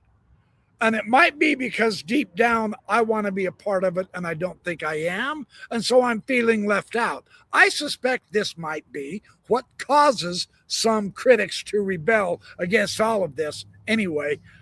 And let's be frank, I can't blame them, but that there is a special lineage that only some people get to participate with, that doesn't sit well with me. That's just me. That's my predilection. So let's keep going, because this story, crazy enough, I mean, it's already astonishing. You can see his perplexity. I personally don't think he's faking. Some people might. It's all good. But it gets deeper. It even gets more. You don't know how it does, but it does. It's pretty impressive.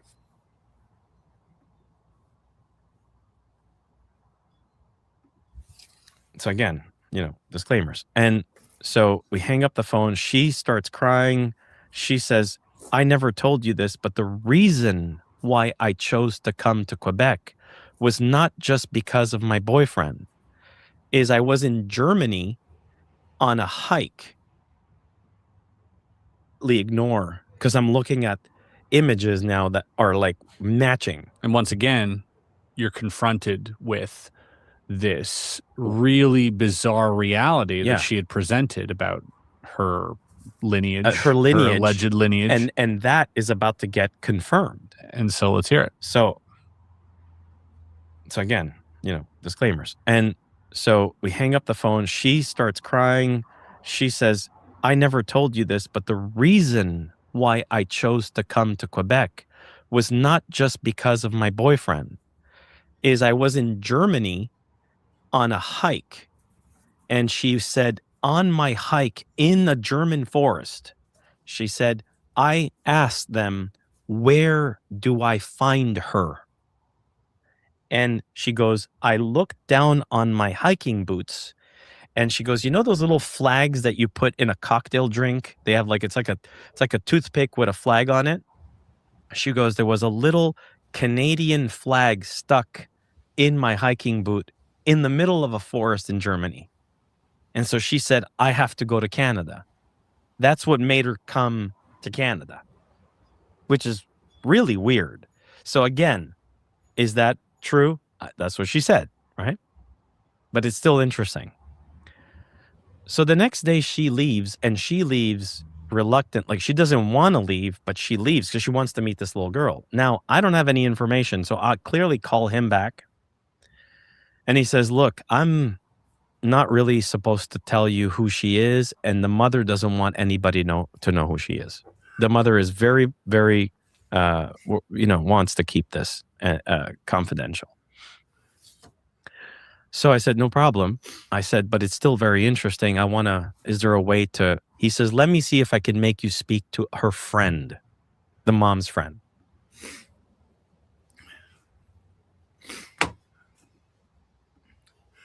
I also like how he is respecting people's rights and their privacy as much as possible. That's probably pretty important because this is earth-shattering information to so many people, and yet he is trying to be sensitive to it. That's cool, in my opinion. I think the man is doing it as good as he can. Of course, we all want to know more. That's true. But not at someone else's expense. And that's what I find so vital and really cool about this story, is the respect for the humanity of the people involved. Absolutely.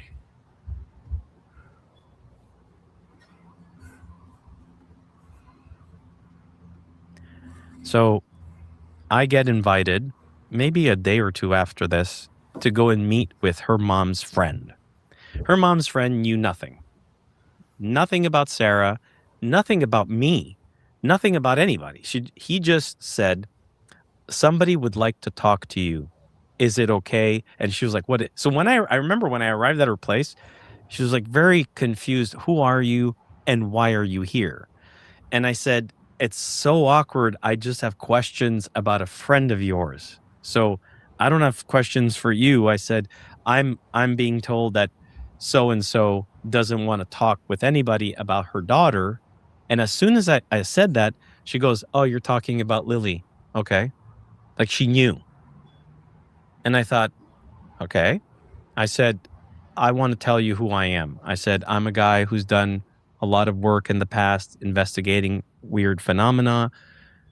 I'm, got to know him, who's a police officer who got me these pictures. She knew about the pictures. He had explained to her. It's the only thing she knew about is his link to me was these pictures. And her husband is there. And I said, look, there's this woman I got to meet. It's confusing me. I'm struggling with it. So I'm going to tell you something that absolutely is going to freak you out and make you not. It's going to put more questions than answers in your head, but I have to say it. This woman came up to me and said that she was the daughter of Mary Magdalene and Jesus Christ. And the woman went like that. And I was like, why did you just react like that? And she says, keep going. I said, no. I go, no, I'm not going to keep going. Why did you just react like that? And she looks at her husband, and there was like a long pause in the kitchen. And she looks at me and she says, her mother was introduced to her daughter on a spaceship. And it was Jesus who introduced her to her daughter. And she doesn't talk about anything else but Mary Magdalene all the time. Even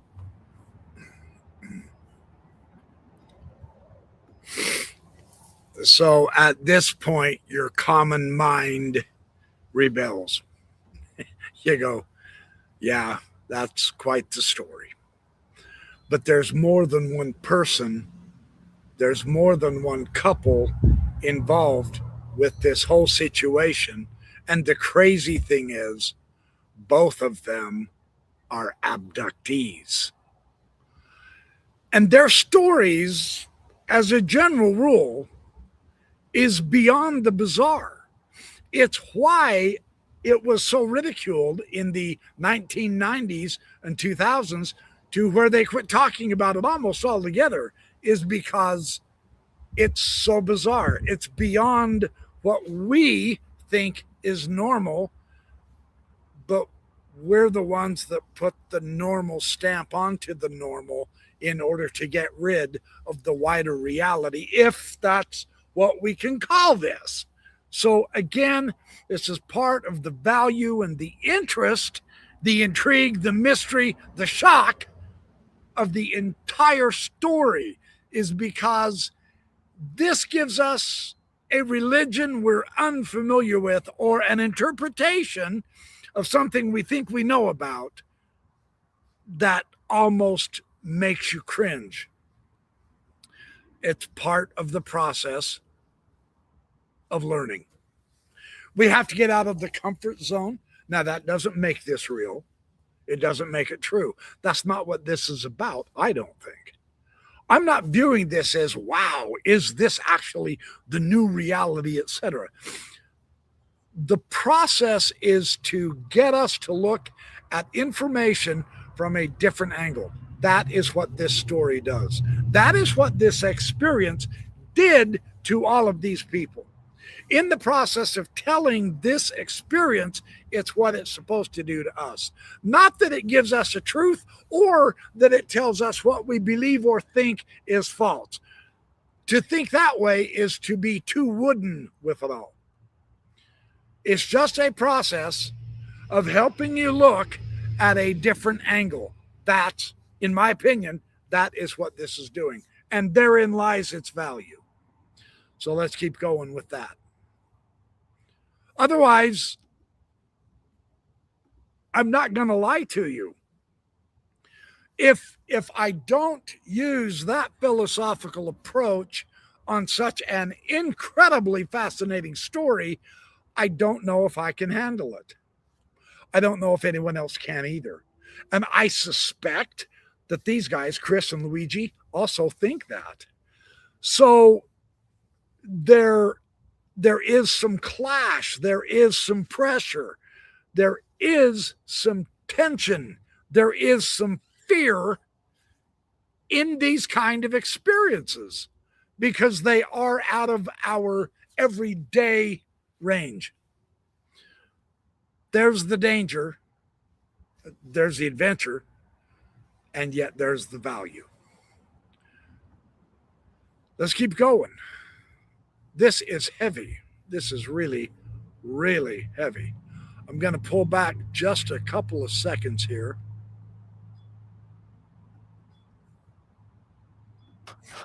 No, I'm not going to keep going. Why did you just react like that? And she looks at her husband, and there was like a long pause in the kitchen. And she looks at me and she says, her mother was introduced to her daughter on a spaceship, and it was Jesus who introduced her to her daughter. And she doesn't talk about anything else but Mary Magdalene all the time. Even the cop was like, hey, what? Like, it was just this weird. This is the thing that I believed the least out of the whole story. And here is this sudden, what the fuck did you just say? She says, I'm not allowed to get into it. I can tell you that there's something special about the little girl and that the mother met her on a spaceship. That's all I know. And that she's obsessed with Mary Magdalene. Now, that's a lot to take in. Okay. It's a lot to take in because now I'm meeting another person. The cop clearly didn't say anything. If he did, bad on him. I really don't think so because he was really shocked when even her husband turned around like, what the hell are you talking about? Like what's going on? It was a real, and I could see her she's very emotional and she was protective of her friend and her friend's daughter. I said, look, I get it. I don't want to impose any more on your lives. I don't want to. I don't have any urgent need to do anything, so I apologize. I don't want you to bother the mother, whatever. It's unfortunate because I certainly would have questions for her. She says she doesn't want to talk to anybody. I don't think she's going to talk to you. Okay, fine. We exchanged phone numbers and contact, and I left.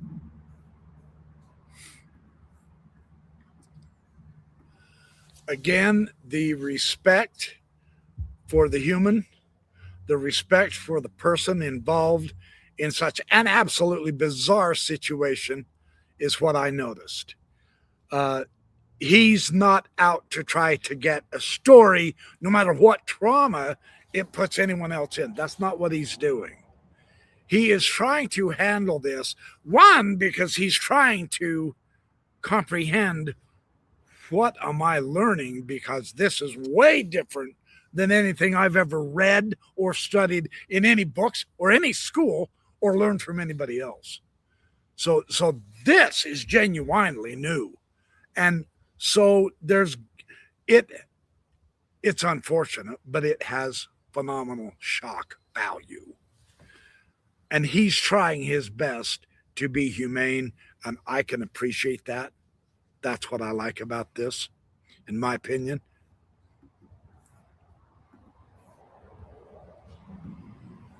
This sat with me for maybe like 2-3 weeks. I was like, what am I doing with this? And Sarah was calling me, and I didn't want to say to Sarah called me. I didn't want to say to Sarah, I met a woman who knows her and she keeps talking about Mary. Because if I say that, it's going to make Sarah either be more delusional, or if it's real, completely drive her nuts. I didn't want to instigate more. And I was investigating. So I'm at the same time being very cautious what I'm saying to who, to also figure out, how is this information getting out there? Because I'm thinking the only way for her to know is if the cop would have said something. I really didn't think he did that, because he genuinely didn't look to me like a person who did that.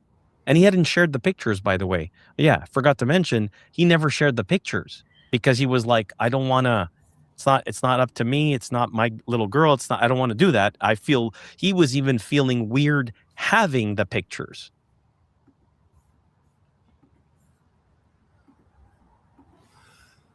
They're not hawks. They're not out to exploit people for $1 or for money or for contracts or for fame or glory. They're trying to respect people's limits, and yet these people need them to understand a depth, a new dimension, as it were, that is not normal, that is truly bizarre, that will completely change the history books, if this is real. That's quite a tangle to be involved in. What an experience. What an experience. I'm really glad this guy shares this with us, because as a surrogate, in a way, we also get to have our borders expanded into something greater, which I believe improves our humanity. That's what this is all about, in my opinion. So there we go. But I'm not going to lie, this stuff is bizarre. That's why it's worth listening to and understanding. So did I, by the way, because at this point, it's not my little girl. It has nothing to do with me, but what the fuck is going on?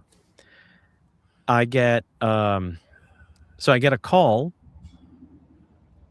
out of the blue from the same guy who had come up to me at McGill University that day when Don Dondarriu was talking and I was sitting next to my cop friend. That same guy calls me and he says, I need you to meet somebody in downtown Montreal if you have time. She's been abducted and she's going through a lot of trauma. At that moment, I'll never forget, I told him, I said, dude, I am busy. I've got a lot of stuff going on. I don't think I can take another case right now. He's like, you really need to. You really, really need. He kept saying, you really need to. So long story short, I agreed to it on a Saturday morning, 10 o'clock. I go to downtown Montreal and there's a restaurant there. that was it's like an old house. So there's like multiple floors, and on the very top floor, there's a book room. There's like only books. So he said, meet us up there. So I went all the way upstairs, and I walk into this room. It's me, him, the owner of the restaurant, and this girl. Now this girl has got her back to me, and she's looking at the books. She's young. So nobody knows anybody, really. I guess he knew that I had to get introduced. So she turns around. She's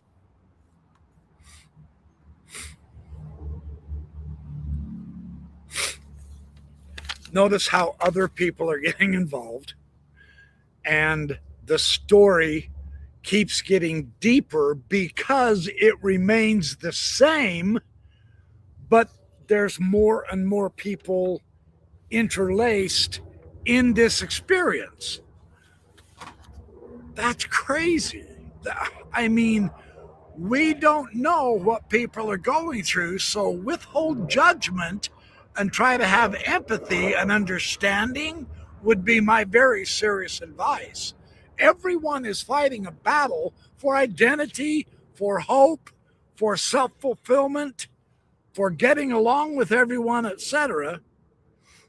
And we're all in this together. But there may be greater things that we just haven't yet comprehended. That's what this story is doing for us. It is, and this is my twist on it, but it is improving our humanity through an alien experience. You really can't make that stuff up. That's crazy. That's wild.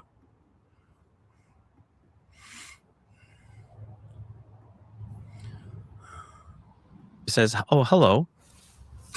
And I should just make a quick pause.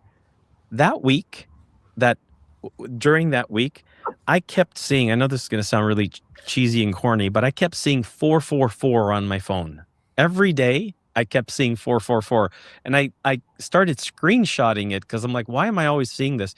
It was just a number that kept appearing. So I remember screenshotting 444. It had no meaning to me, but I just remember doing that week. So anyway, it's a side note. It's important. So she turns around. She's a nice young girl. She introduces herself. Her name is Emily. Not Emily Trem, another Emily. And nice to meet you. We sit down and we say, why don't we do an introduction? So it starts off with me. I am so-and-so, and I've been doing this for a long time. Then it goes to the guy who's invited me, and then the owner of the restaurant, and then it gets to her. And again, disclaimer, I'm reporting what happened. She said to me, my name is Emily, and I have been visited by them on multiple occasions. I'm not from Montreal, but I was told to come to Montreal. And she looked right at me, like at that moment, and she says, and I want to start by saying that 444 is very important. And I was told to come to Montreal because there's a little girl here called Lily, and her mother's Sarah, and she's the daughter of Mary Magdalene.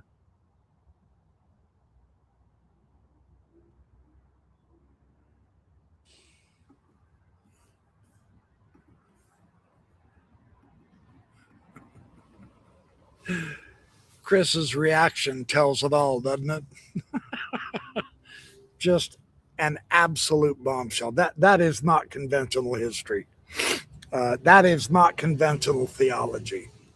That is not conventional anthropology or biology. That is a frickin' bombshell. Is it true? I don't know. But it's part of the story to jolt us out of an old rut of thinking. Here's my interpretation of this. It does jar us out of an old rut of thinking so that we can plow ahead with a new purpose of existing that we hope that we can make on a higher elevated plane of existence. That's how I would interpret that. I get it. Yeah, that's pretty vague, dude. Yeah, I agree. It is pretty vague, especially with something that blasted concrete. That is a bombshell. But we're not done. We really aren't.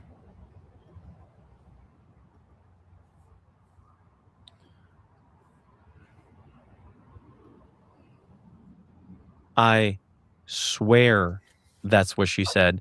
And I'll never forget, I had tears in my eyes. And I was like, there was no way. And the guy who invited me, he looks at me and I said, guys, if you could just leave the room for a second. And she said, yes, please leave the room. And they left the room and it was just me and her. And she looked at me and she goes, you know her, don't you? Tell me you know her. I said, who are you? Like, I was so, like, it was such a weird thing. And I thought, who are you? Like, how do you know this? She goes, I knew you knew. I knew. You saw 444, right? And I said, what the fuck are you talking about? I cannot explain that, Chris. I have done hundreds, if not thousands, of reports of these things in my life. I've worked closely with Emily Trim, who was a witness at the Ariel Primary School. I know Liesl Field from Ariel Primary School. I now know Emily's brother Paul, who was also a witness. I've worked with abductees here in Quebec, multiple cases. I've met people from all over the world. I got trained by David Jacobs on abductions and encounters. I got trained by Don Donderi on how to speak the psychology, perceptive psychology of this phenomenon. I am extremely grounded. I do not mix religion with aliens. I try not to. I'm extremely Cartesian. How do you say that in English? But I'm very grounded and very methodical. I don't jump to conclusions. I hate jumping to conclusions. That's impossible. That was impossible. There's no way she could have known that. Unless it was a gigantic coordinated thing. For what? For what? Like, what's the end goal? Here, let's say they all coordinated. Let's say Sarah is friends with Emily, and let's say this guy who had called me is friends with, and you're all trying to like create some scam or some fake story. For what? What's the goal?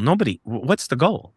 Now, I can also confirm so right after this, I'm going to fast forward. I finally convince the mother of Lily to speak to me through that woman, the friend. Finally, this happened in 2015. I'll never forget. I think it was close to my birthday, so it was around this time. She finally accepts to talk to me on the phone, and I call her. She answers the phone. She speaks French, and we start talking. Now, again, it's really important. I did not relay this information to the cop. Her friend didn't know this whole thing with this other Emily. I'm not telling anybody. This is these are closed-knit circles here, okay? So the mother, I asked her, I said, look, I am really in an uncomfortable position here. I have to talk about your daughter, and I don't want to make you think that I want to know too much about your daughter, because I cannot even imagine how you must be suspicious of this stranger, this man who's asking you about your young daughter. It's 100% strange. So I understand if you don't want to talk about it, but I'm hoping that you can elaborate a little bit about why your friend says it's possible that she's not from here. And she says to me, I was taken I was brought onto a spaceship. I said, how do you know it was a spaceship? She says, I don't know, but I know it was a spaceship. It wasn't a place that I recognized from Earth. I was in a room with lots of women. It was a round room, and there were other women sitting in the room with me. And these women all looked like they were shut off. She said they didn't look like they were awake. Their eyes were open, but they looked like robots, like they were not activated. And she says, I met Jesus. He came into the room and said to me, you are about to become a mother, and I will introduce you to your child. He left the room, and the little girl ran into the room and said, Mama, Mama, je m'appelle Lily. Mommy, my name is Lily. And she says, that's how I met her on a ship. And I was returned, and I was impregnated by my husband, and I had her. And she ended up looking identical to the little girl I saw on the ship. Everything I just said throughout this whole story doesn't make any sense. But there's no way these pieces of information should make connections. If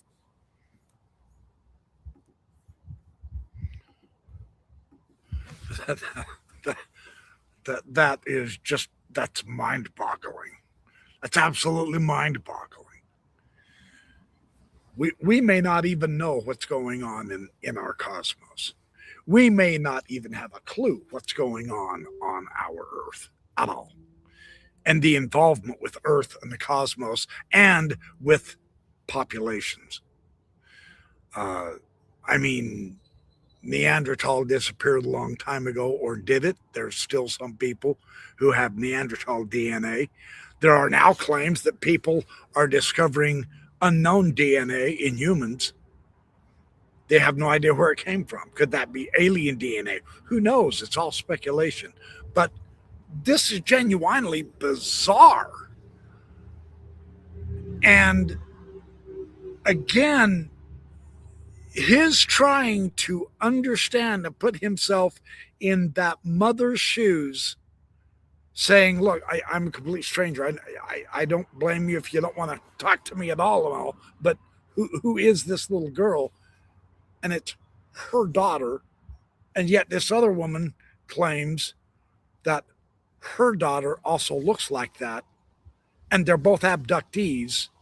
And they are both This is bizarre. Are they twins? It's weird, just like he says. You can see him. Ma'am, I'm struggling to comprehend the implications of this. We just saw Chris Ramsey's response to the claim.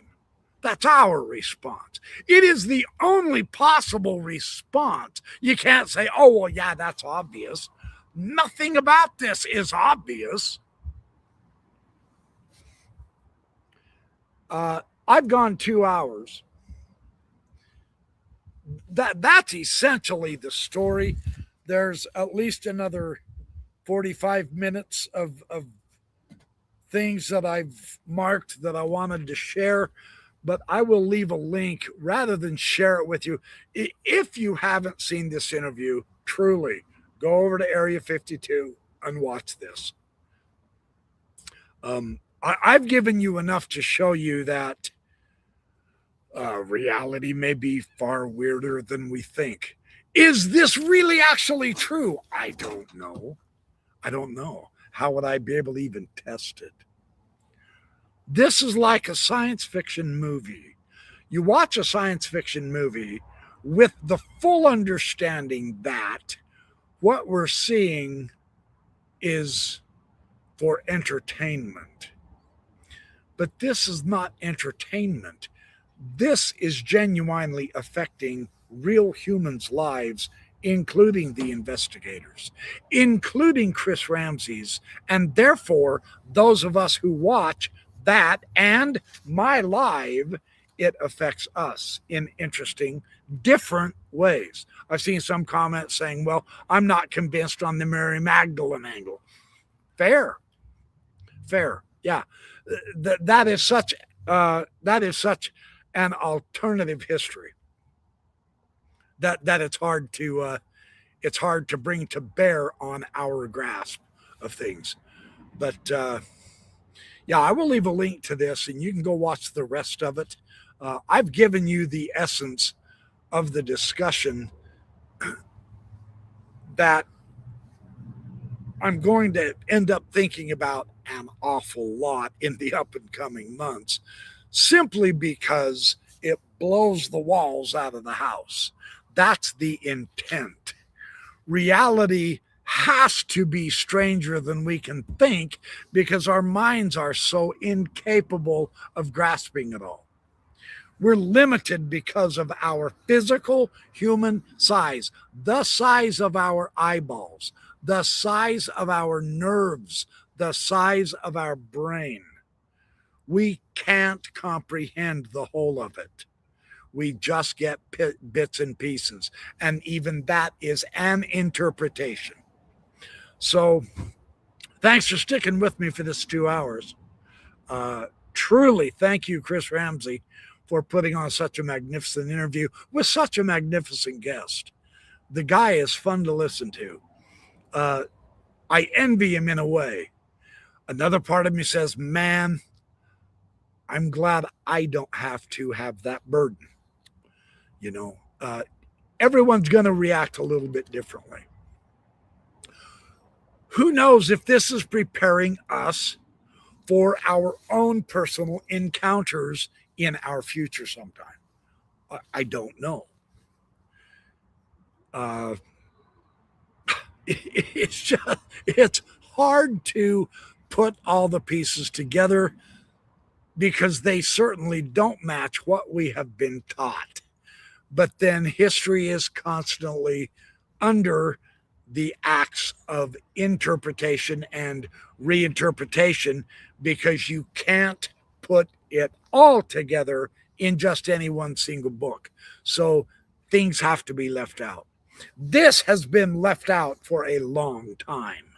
And now that it's coming out, not out of just books, but actual experiences lived and heard and seen and spoken and understood, this could be more real than anything we've read. And that is what gives us that tinge of hope. That's what gives us that fear. Yeah, I mean, there are people who just come right out and say, these are demons, because the unknown terrifies us. Even if they're here for good, there are people who would reject it because they're too terrified of the unknown. No, give me my simple faith interpretation of Jesus that I got from my pastor. He was a shepherd of cute little lambs. That's the only Jesus I want to know. And that's fine for them. If that's what the reality given to them is all they can handle, then it harms them to give them a greater slice of reality. But you can't keep back everyone else who wants to understand ever more deeply, broadly, and basically a much larger context. But how large can you go? Well, I don't know. That's up to each individual.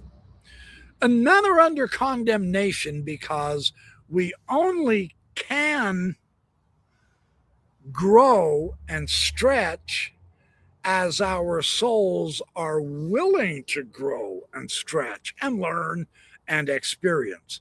And if not, the universe isn't going to force us to be uncomfortable with a truth that would destroy us instead of benefit us. See, there's my eternal optimism, right? I am an optimist, I hope. I try to be, because ultimately, I believe good is the point, and it will prevail throughout the universe. That doesn't do away with what we would define as evil. That's true. There's no way it's going to do away with that. But even ultimately, evil leads to a greater good for all. I don't know how that works. I don't. Believe there's people who could argue that and destroy my argument. I get it. It's all good. Yeah, there you go. See, it's all good. I'm optimistic, but that would be my ultimate hope point. That would be my ultimate faith point. Is I think ultimately good will win. That's, yeah, you're too naive, dude. Yeah, I could be. I might be. But I'm not going to stop trying to love and do good and be good simply because someone's skeptical of it, right? I would rather make friends and love people than hate them and kill them. To me, that is grossly short-sighted and immoral. That can't win. Otherwise, the universe would cease to exist ultimately. It has to be love for it to flourish. Love makes things flourish. That's like saying, well, life would continue on Earth without the sun. No, it won't. Darkness is not the ultimate. That would be my point. So once again, thank you for joining me.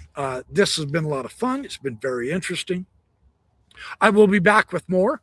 I hope you guys have a good night for the rest of the night, and I hope you have a fantastic week for this week. Keep watching. Hit the like and subscribe because I'm going to kick out a lot more videos. But man, what a subject. What a subject. A lot to think about for sure. So you guys, thank you for being the best audience in the world. I appreciate every one of you. Have a great night.